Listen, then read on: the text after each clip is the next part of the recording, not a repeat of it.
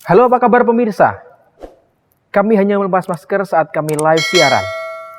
Kami sadar betul bahwa pandemi ini adalah tanggung jawab kita bersama.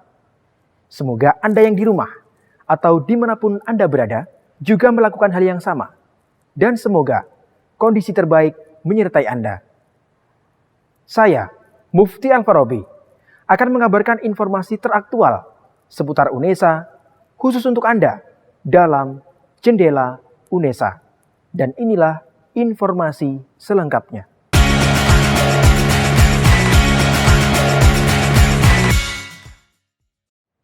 UNESA menggelar diskusi publik terkait halal haram vaksin AstraZeneca. Diskusi ini menghadirkan berbagai narasumber, salah satunya adalah Wakil Ketua PWNU Jawa Timur.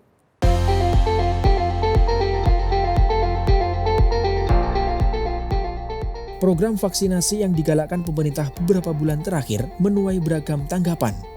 Sebelumnya, program vaksinasi yang menggunakan vaksin Sinovac mengalami perubahan pada gelombang selanjutnya yang berganti menggunakan jenis vaksin AstraZeneca. Pergantian jenis vaksin ini menimbulkan reaksi dari masyarakat terkait halal dan haram vaksin tersebut.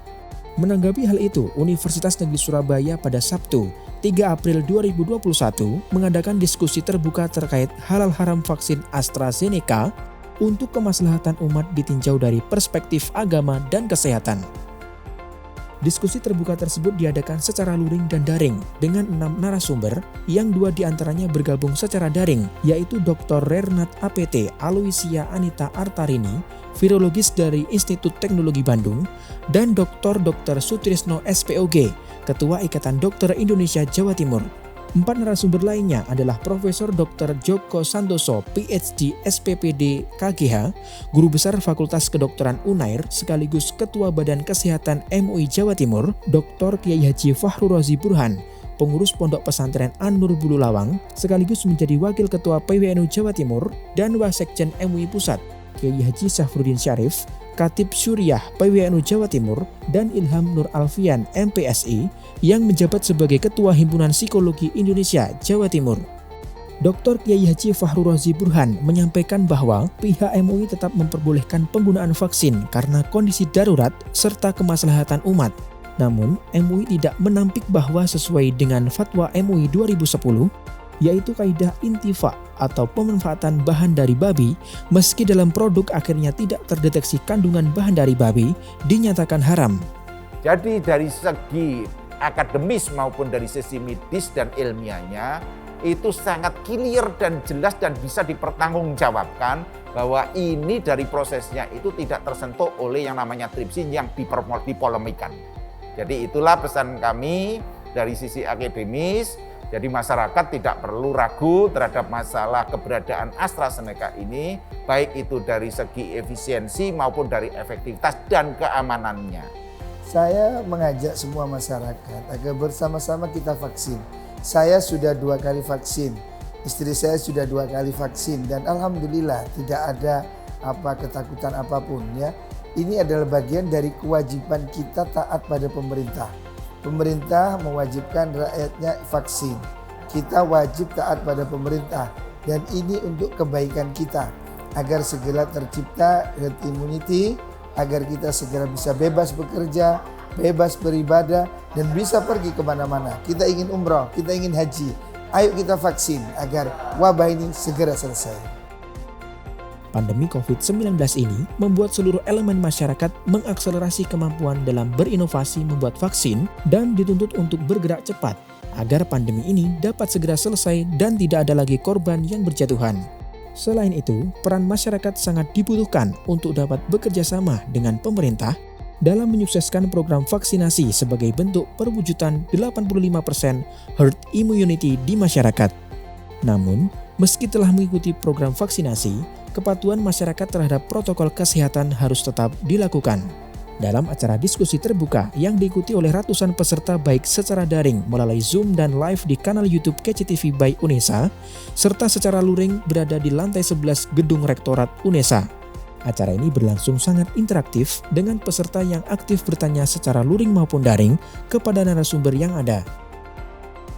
Dari Surabaya, Ramadhani Aisyah dan Fitrianto Wahyu melaporkan. UNESA dan BPM TPK menandatangani nota kesepahaman kerjasama. Penandatanganan ini merupakan langkah awal kedua pihak berkolaborasi dalam bidang pendidikan. Sebagai wujud lembaga pemerintahan yang bergerak dalam bidang pendidikan, Universitas Negeri Surabaya (UNESA) selalu mempunyai inovasi membuat media pembelajaran. Kali ini UNESA berkolaborasi dengan Balai Pengembangan Media dan Televisi Pendidikan dan Kebudayaan BPM TPK. Kolaborasi yang dilakukan antara UNESA dan BPM TPK adalah kerjasama dalam bidang riset dan pendidikan. Sebagai bentuk dimulainya kerjasama ini, pada Rabu 31 Maret 2021 dilakukan penandatanganan MOU di lantai 8 Rektorat UNESA. Wakil Rektor Bidang Perencanaan dan Kerjasama UNESA, Dr. Sujarwanto MPD, menyebutkan bahwa kerjasama antara UNESA dan BPM TPK sesungguhnya telah sejak lama dilakukan. Namun baru kali ini kerjasama secara resmi melakukan penandatanganan MOU. Harapannya nanti juga menjadikan anak-anak kita itu akan lebih matang dan ketika dia lulus itu siap untuk bertempur. Harapan kami ke depan tidak hanya dengan KCTV saja jalinan kerjasama ini, tapi juga dengan seluruh fakultas yang ada di UNESA ini. MOU antara UNESA dan BPM TPK ini juga sebagai payung hukum bagi para mahasiswa yang akan magang ke BPM TPK. Serta pihak BPM TPK dapat berkolaborasi dengan UNESA dalam pengembangan model pembelajaran yang dikembangkan oleh BPM TPK. Dari Surabaya, Rahmadani Aisyah dan Irfan Ali melaporkan. UNESA menggelar kuliah umum membahas pentingnya publikasi penelitian. Kuliah umum ini merupakan upaya UNESA menuju World Class University.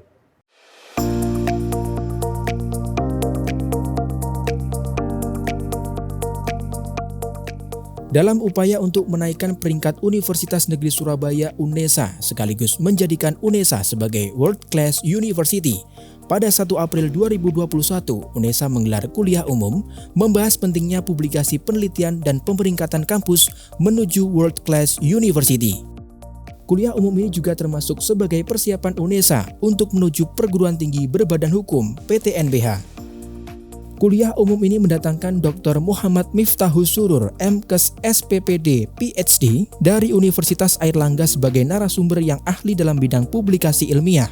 Dr. Miftah menyebutkan bahwa untuk masuk dalam World Class University Ranking terdapat beberapa faktor yang harus dicapai dengan cara berkolaborasi dengan pihak luar negeri. Cak Hasan, Rektor UNESA yang hadir dalam kuliah tamu tersebut menyebutkan bahwa untuk menjadi World Class University, UNESA perlu memperbaiki kualitas penelitian, lulusan dan alumni, serta membuat infrastruktur yang menunjang kegiatan perkuliahan, baik akademik maupun non-akademik, yang menunjang bagi seluruh sivitas UNESA. Banyak program studi di beberapa fakultas di UNESA juga telah mendapatkan akreditasi internasional, sehingga dapat membantu proses UNESA menjadi World Class University. Hingga Maret 2021, UNESA berada di peringkat ketiga perguruan tinggi negeri di wilayah Surabaya dengan 1.575 dokumen penelitian. Dari Surabaya, Ramadhani Aisyah dan Irfan Ali melaporkan. UNESA berkolaborasi dengan Dharma Wanita Persatuan UNESA dalam kegiatan Jumat Berkah. Sebanyak 200 kotak makanan dibagikan ke masyarakat pada Jumat Berkah kali ini. Sebagai institusi pendidikan yang peka terhadap kemanusiaan, Universitas Negeri Surabaya UNESA konsisten dalam melakukan kegiatan sosial. Kegiatan sosial Jumat Berkah yang dilakukan kali ini berkolaborasi dengan Dharma Wanita Persatuan UNESA. Sebanyak 200 kotak makanan habis dalam waktu tidak kurang dari 1 jam. Pembagian paket makanan kegiatan Jumat Berkah ini berlokasi di depan pintu gerbang kampus UNESA Lidah Wetan. Ini adalah sesuatu yang sangat manfaat sekali.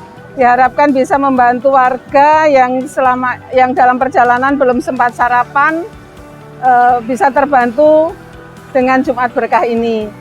Selain melakukan kegiatan sosial, dalam jangka waktu dekat ini, Dharma Wanita Persatuan UNESA akan melakukan beberapa kegiatan untuk memperingati Hari Kartini yang jatuh pada tanggal 21 April tiap tahunnya. Ketua Dharma Wanita Persatuan UNESA juga menyebutkan bahwa Dharma Wanita Persatuan UNESA mendukung penuh seluruh kegiatan kampus UNESA. Dari Surabaya, tim liputan KCTV melaporkan. Pemirsa, bagi Anda yang berkunjung ke kota Surakarta, Anda wajib untuk mencoba kuliner sate buntel dan tengkleng khas kota Bengawan tersebut. Bagaimana keseruan menikmati kuliner ini? Reporter Dini Irma dan kameramen Habib Tri akan melaporkannya untuk Anda. Halo KC People, saya Dini Irma. Saat ini saya sedang berada di salah satu tempat kuliner favorit saat berkunjung ke Surakarta. Nah, nama tempatnya adalah Warung Sate Pak Manto. Di sini menyediakan menu andalan yang namanya sate buntel dan tengkleng rica-rica. Wow, seperti apa ya rasanya? Kalian penasaran? Yuk ikutin saya.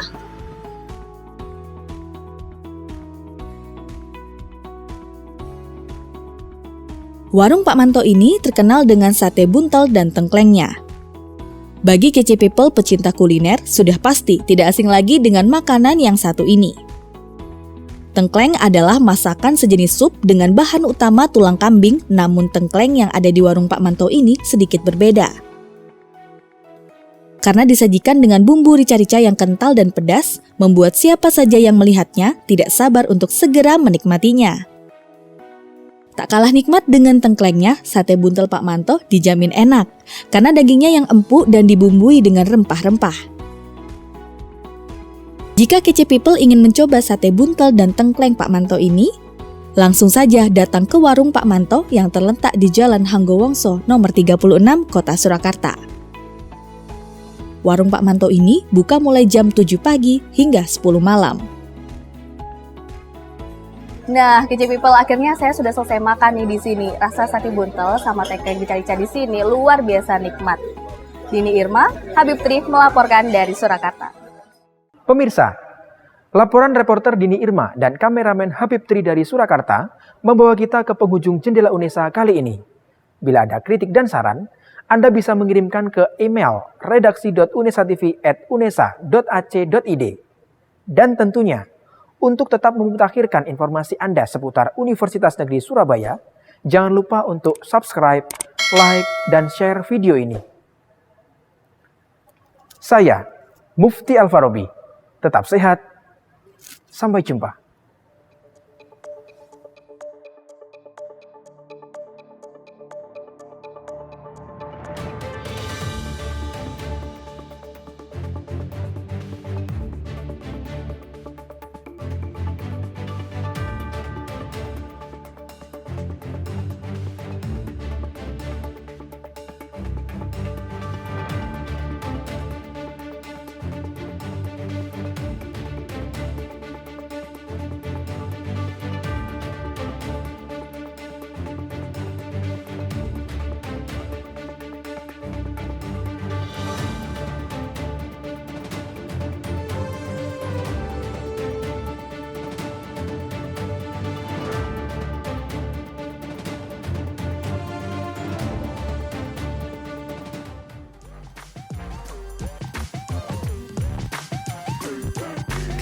KCTV.